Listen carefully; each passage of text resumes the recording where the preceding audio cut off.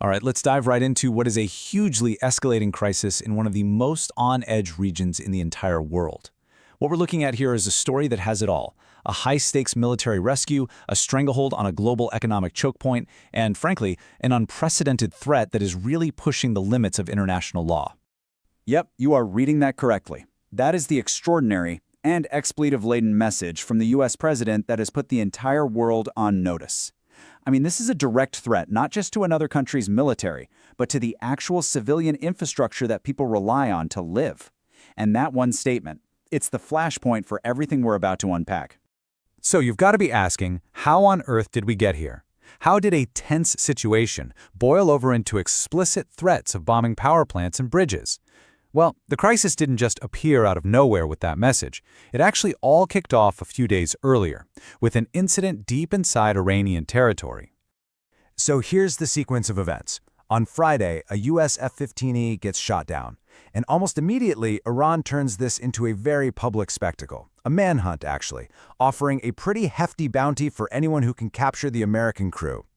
The U.S. response? Well, they immediately spin up a super high-stakes combat rescue mission to go in and get their pilots out. And this is where it gets really interesting, because you can see both sides are fighting a war of information at the exact same time. The U.S. is calling it a miraculous rescue, proof of their promise to never leave anyone behind. But if you flip the coin, Iran's telling a totally different story. From their perspective, it was a failure for the Americans. They're pointing to the U.S. aircraft that had to be left behind and destroyed on their soil, and they're highlighting just how incredibly close they came to nabbing a high-ranking American officer, which would have been a massive propaganda win for them. Okay, so while all that high-drama rescue stuff is unfolding on the ground, Iran is making its own, much bigger move on the global chessboard. They're targeting a single, narrow stretch of water that is absolutely critical to the world economy. And this is where the crisis blows up into a massive global threat. Just think about that number for a second. 20%. 1/5 of all the oil and natural gas the entire world uses flows through this one tiny choke point. To say it's a vital artery for the global economy isn't an exaggeration, it's a fact. And right now, Iran has its hand wrapped very, very tightly around it.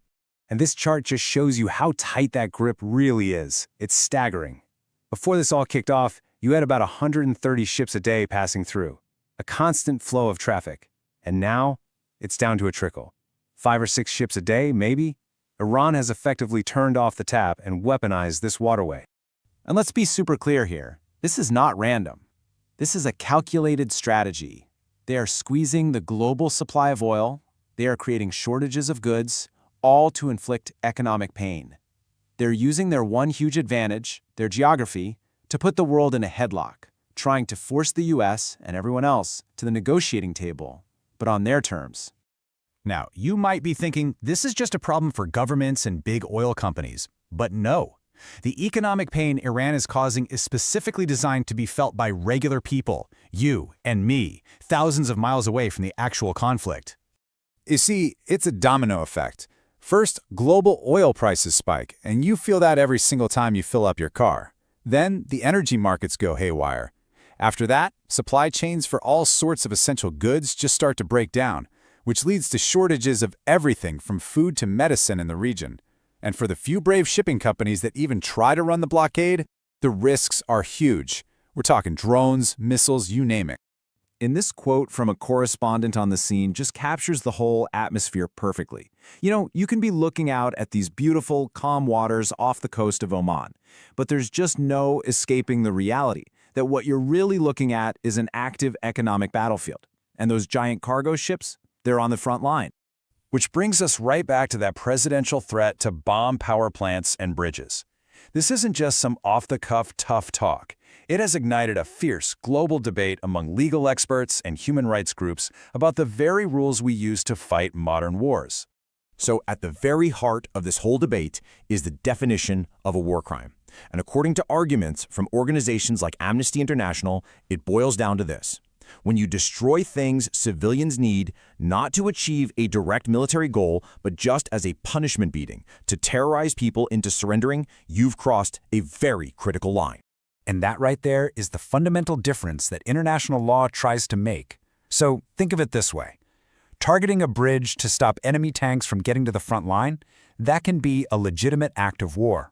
But targeting a bridge or a power plant just to make life absolutely miserable for everyday civilians to use as a bargaining chip, well, that's widely seen as a major violation of the laws of conflict. And that's why this is such a massive deal. Experts on international relations are practically screaming that if the U.S. actually goes through with this, it would set a terrifying new precedent. It would cross what they're calling a dangerous, dangerous Rubicon, and could end up normalizing a really brutal kind of warfare for years to come. So what happens now? That's the billion-dollar question, right? Well, Iran has made it very clear that if the U.S. attacks its civilian infrastructure, it's going to hit back. But its response probably won't be what you'd expect. Look, Iran knows it can't win a direct head-to-head fight with the U.S. military, so instead it's signaling what's called an asymmetric response. That just means it'll use unconventional tactics. It won't go after U.S. forces directly, it'll target America's allies in the region. And the most chilling threat of all? Attacking desalination plants, which, provide the fresh drinking water for millions of people in the Gulf states.